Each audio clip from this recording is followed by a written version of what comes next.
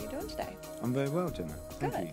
And you just got off a panel, right? Yeah, we just got off a panel talking about policy and where the world is in policy and at what stage are we going to see the US take some real action. So when is the US going to take some action? Well, that's the question that everyone's asking themselves. I think no one really knows the answer. What I said is we need to see some real leadership from the United States. It is falling behind the rest of the world on climate change policy that is affecting business, and it will be affecting business opportunities and even jobs. Mm-hmm. And so who needs to stand up and take leadership? President Obama or Congress or who? Well, I think what we're really, at this conference we're here to talk about business, and actually there is a progressive group of businesses who are taking action on climate change. So our work at the Carbon Disclosure Project and the report we released yesterday shows that US corporations are really integrating climate change into their core business strategy. Mm-hmm. Not all, but a leading group. And we need to see that leading group get better organised, get better funded, and have a stronger, more unified voice to policymakers, to Obama, to Congress, in order, I think, to unlock the current deadlock we see. Mm-hmm.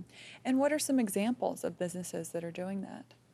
So we see a number of businesses really taking action in their own business, first of all, so setting emissions reduction targets. Now, 44% of the S&P 500 companies have already set an emissions reduction target. They're voluntary targets, but most corporations, when setting them, tend to achieve them.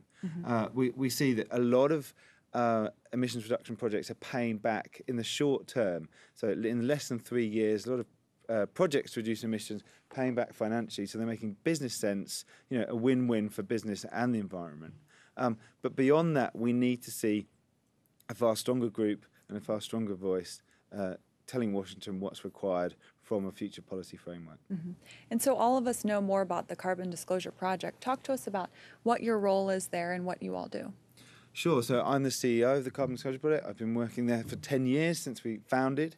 And what we really do is we run a global reporting system on climate change, where large corporations report their greenhouse gas emissions, what climate change means for their business, the risks and opportunities, and the actions they're taking to mitigate climate change. 3,500 global corporations report to CDP this year.